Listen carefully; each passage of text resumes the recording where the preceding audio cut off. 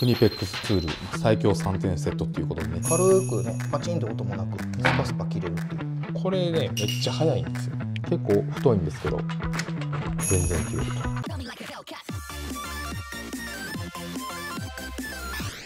日はちょっとクニペックスの工具をちょっと困難があるよっていうのを紹介していこうと思います。で、なんと今日なんですけど、クニペックスツールジャパンの高橋さんが追加解説してくれるということで電話してみたら OK もらえたんで、ちょっと登場してもらっていいですか。どうもこんにちは。今日はよろしくお願いします。よろしくお願いします。クニペックスジャパンの高橋です。普段はクニペックスの商品を国内でプロモーションしたり、PR したり、そういったことを主に仕事をしてます。日本担当みたいな日イメージで。本担当です。はい。わかりました。ということで僕らが解説していくんですけど、追加でわからないとことかこんなとこもあるよっていう見逃しがあったら補足説明お願いします。わかりました。ということでまずはこのクニペックスのこちらのクリッパーからよく使うアイアンに説明してもらいます。はい、じゃあまずステップカットっていう商品になりますが、こっちが旧来のものでこっちが新型になってまして、刃の形がね変わってるんですよ。こっちの方がちょっとギザギザになってて、これがさらに進化したポイントが少しコンパクトになってるんですけど、今までが 165mm で今回 160mm なんですよね。長さがね、はい、5mm ちっちゃくなってるんですけども、カットする能力が 40%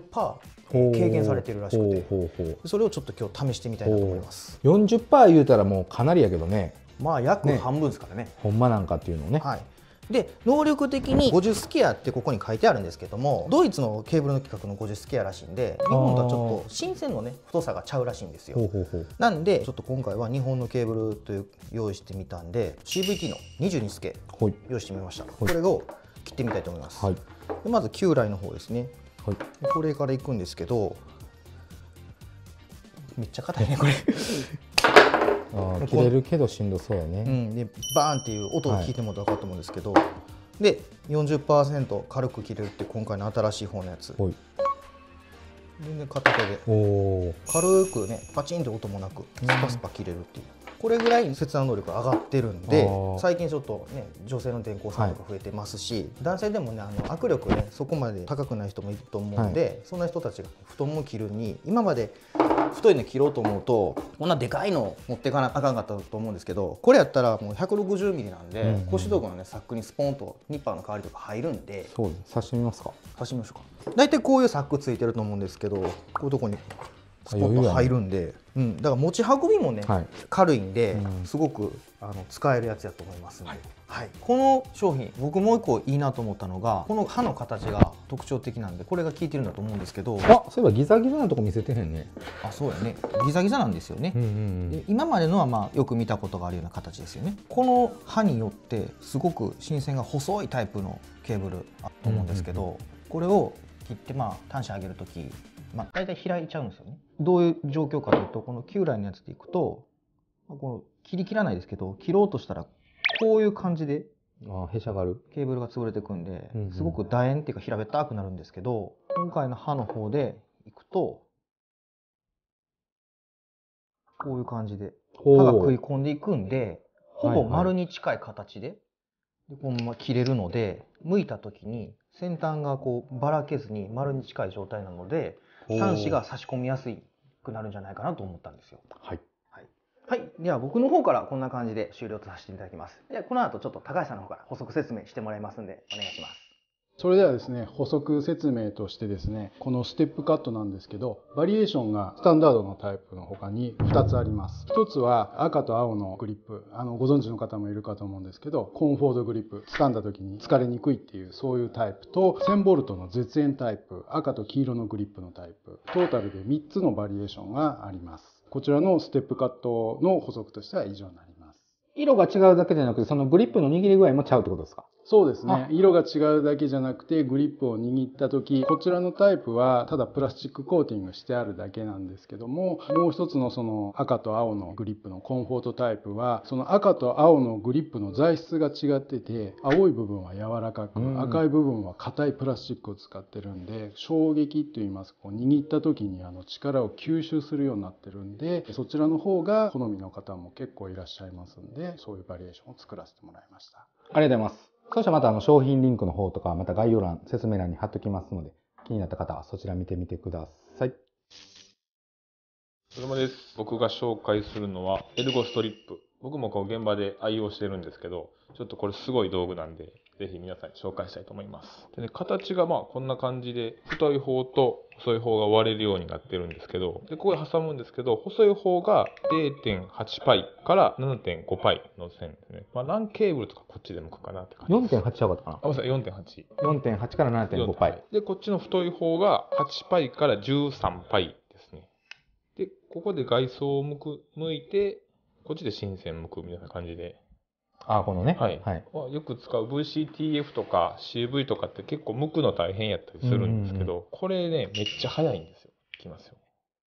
これ一回挟んであげて、クリッとして、僕は掴み直すんですけど、このまま引っ張ってあげたら。おお。これでもう向けます。これはすごい。で、この場合125なんで、1.5 の表記のところで、ここに IV が向けるところがあるんで、挟んであげて、ちょっと回して、引っ張ると。おー、すげえ。こんな感じで。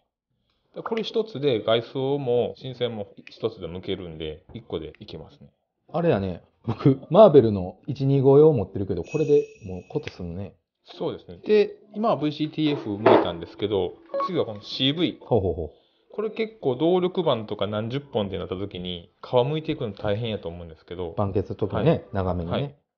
これで、まず外装をこう、回してあげて、で、ここに刃がついてるの分かるかな。この、微妙に出てる刃やね。はい。カッターの刃みたいな。はい。挟んであげて、引っ張ると。ほうほう。でまあ、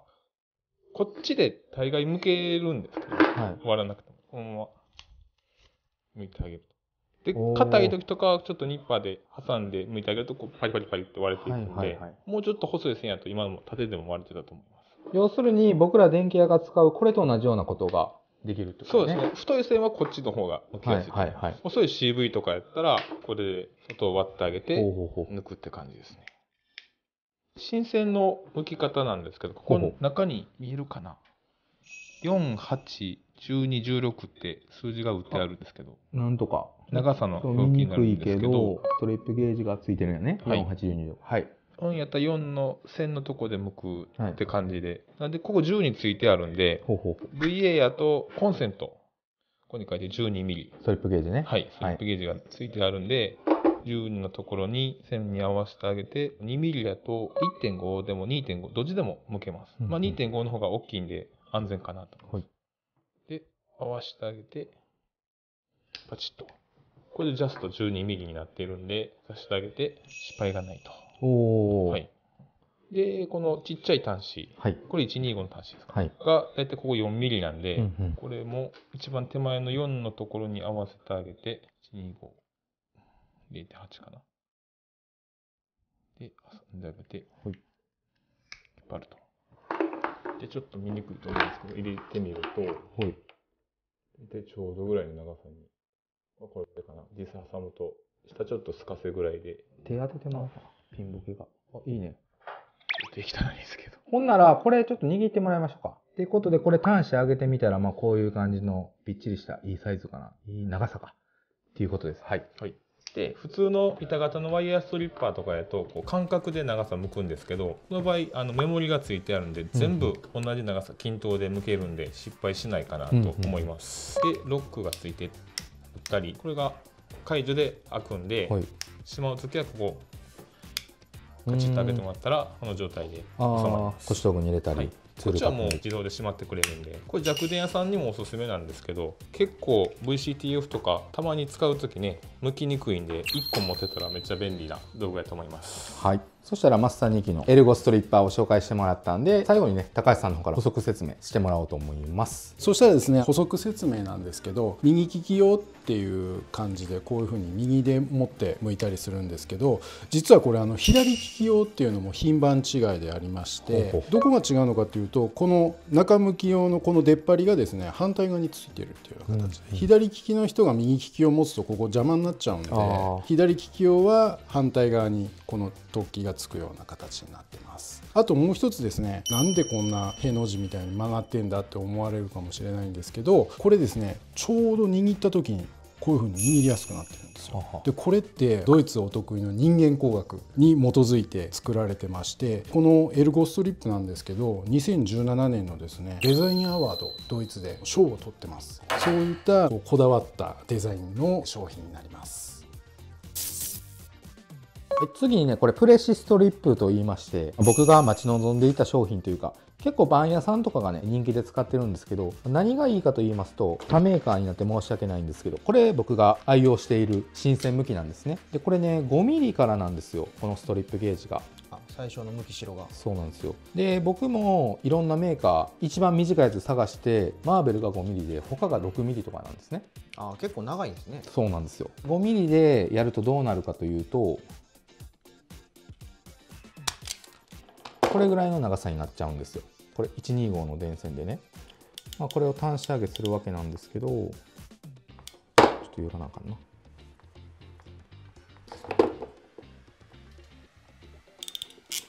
こんだけ出るんですよ。新線が端子から飛び出すんですね。そうなんですよ。なのでいつもこう赤の手前でちょっと調整して剥くとか、剥いてからちょっと切るとか。っていうのが、せっかくストリップゲージついてるのに意味がないというかストレスだったんですね。これだったら表記では5ってなってるんですけど、一応 3mm ぐらいまでいけるんですよ。こっちにこのレバーで調整できるんで、目いっぱい寄せると。そうです。これで剥くとですね、だいたい 4 点ちょいぐらい 5mm 弱ってことですね。ちょうどなんですね、この出代が。いいぐらいになるんですね。これで多分ストレス感じてる人結構おると思うんで、これだったらめちゃくちゃ短い長さでも剥けるんで、バン屋さんで、ね、1日100個とか200個とか普通に端子上げていくと思うんで、そんな時でもこれで同じ長さで、しかも初心者の人が使っても同じ長さで剥けるんで、誰が使っても簡単というか、で端子とかの長さにも適してるんで、こういうより線とか使う人はめっちゃいいと思います。そしてこれがまだまだいろんな機能があって、ここにね結構強力なカッターがあるんです。こういうのも切れるんですけど、ちょっとサイズがね、知れてるんですよね。2パイまでかな。細いですね。2パイまでしか切れないんで。これ新鮮ぐらいだったらこれでも切れるんですけど、これは海外の16スケまで切れるっていうことなんで、これが16スケです。結構太いんですけど、全然切れると。めっちゃ軽くなりますね。そうなんですよ。こんな新鮮ぐらいだったら、もう楽勝で切れるし、これ125ニシンなんですけど、こんなんも例えばね、バンケスセンスのちょっと長いと余裕でカットできます。切れ味がめちゃくちゃいいと、もう一つね、たまに冬とかケーブルがカチコチになってて、なんて言うんですかね、ズルズルズルと剥けてしまうというか、なんか剥け切らずになんかこう中途半端に残る感じですよね。はい、っていうのが起こりうると思うんですけど、これだったらこのね、噛み具合をね、調整できるんですよ。そのためのあれですね、ダイヤルなんですね、それ。これが、このマックスマイナスからプラスまで。普段はこの真ん中ぐらいにしといて、ちょっと冬で電線が変えたりとか、ちょっとエコで硬いんやったら、もうちょっと力を強くして調整することができる。逆に強すぎたら弱くしたらいいし。で、それは何かというと、たまにね、ここ、ちょっと見えないと思うんですけど、2本ぐらい一緒に引きちぎってしまうことあると思うんですよ、メーカーによっては。なんか剥けたやつ残ってる時ありますよね。そうなんです。それ電気的にあんまり良くないと思うので、これは僕何本か試したんですけど、結構そういうのがなく、ちゃんと適したサイズに剥けてました。ちなみになんですけど、ゆうさん、それ新鮮太さどんな感じまでいけるんですかね。これが 0.08 スケから16スケまでいけるんですね。そんな幅広く一気にいけるんですね。そうなんです。だからまたこれ16スケなんですけど、基本この鉄砲タイプってなかなか55ぐらいまでが限界かなっていう。そうですね。あんまり太いの向けるイメージないですからね。そうなんですよ。で、14スケとか今ちょっとなかったんであれなんですけど、これ CV の8スケです。で、8スケはね、だいたいもうこんなんだったら無理です。55までです。これがなんと、見えますかね、抜けちゃうんですよ。すげえ。だからね、やっぱりバンとかで8スケの端子上げするときとか、めっちゃ便利やし、しかも、切断もできるんで、かなり広いサイズに対応してるので、めちゃくちゃいいと思います。あと、これのいいなと思ったポイントが、こうやったらまっすぐなんで、この腰道具のタックとかにも、こうやって足すことができるんですね。もうこんな袋なんかだったら楽勝です。ということで僕の方からプレシストリップのご紹介だったんですけど、あと補足点とか高橋さんの方から紹介してもらいます。それでは私の方から補足説明なんですけども、細かい点ご説明させていただくと、ここの部分、根元ですね、ここちょっとザラザラしてるんですけど、ここ名前書けるスペースになってます。マジックなんかで名前書いてもらったらいいと思います。それともう一つはですね、ここリング状の突起がついてるんですけども、こちらの方は落下防止のロープとかつけるようになってますんで、ちょっとこれ落下防止のロープありますんで、ちょっとつけてみますけど、こんな感じで落下防止のロープもつけることができます。もう一つですね、こういったカッターなんかよく聞かれるんですけど、買えばあるのかっていう話なんですけども、こちらの方もですね、このモジュールの部分ですね、この刃がついてて、この部分が交換用の部品が用意してありますんで、安心して使っていただけます。以上になります。そしたら僕らの方でクニペックスツール最強3点セットっていうことでね、やらせてもらったんですけど、今クニペックスさんの方でなんかキャンペーンされてるんですよね。そうですね。ちょっとそちらのご紹介をお願いします。はい。ちょっとご覧になっていただきたいんですけども、今日いくつかやってるキャンペーンのセットの中の一つを持ってきたんですけど、こういったですね、クニペックスの定番のツールにクニペックスのポーチですね、このクニペックスのマークが刺繍されてて、こうしっかりしたかっこいいですね。はい、かっこいいツールポーチですね。はい、これがセットされて非常にお得なキャンペーンをやっております。簡単にですね、この今日持ってきたセットの内容をご説明するんですけど、ご存知の方もいるかもしれないんですけど、これプライヤーレンチっていう定番のクニペックスのツールなんですけど、これは今日は 180mmのタイプなんですけど、こういうふうにですね、スパナやモンキーレンチの代わりみたいにボルトナットを回すことができるんですけど、こういうふうにボタンで調整できまして、でこう離すと固定される。でまだですね、このハンドルを開くと 5mm ぐらい上下に動くんですね。こういうふう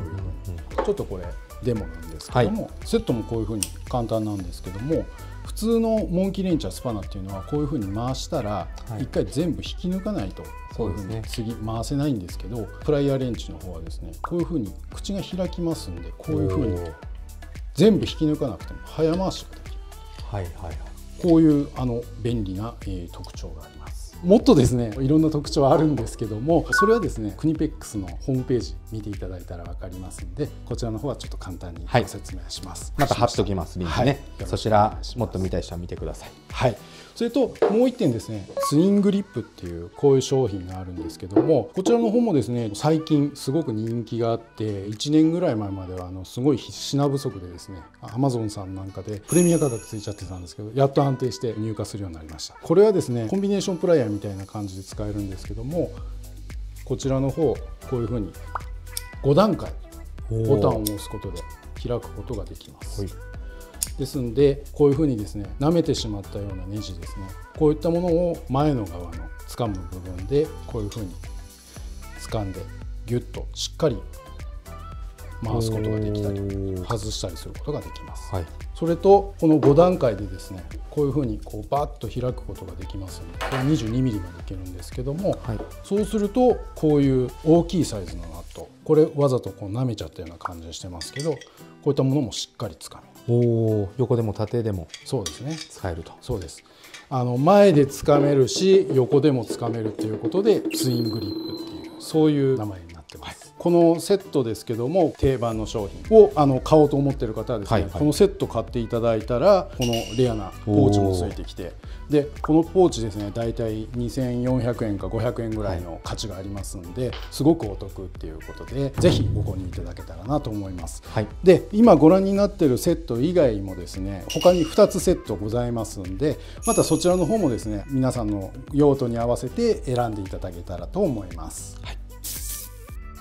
ってことで今日はね、クニペックスツールのご紹介でした。今後ね、またこんなんも見たいとかコメントもらえたら実現できると思いますので、ぜひクニペックス好きな方、いろいろね、意見ください。せっかく今日クニペックスの高橋さんが来ていただいているので、なかなかね、職人の声っていうのを伝える機会がないと思うので、逆か、高橋さんの方から最後に僕たち電気工事職人へのメッセージをもらって終わりにしたいと思います。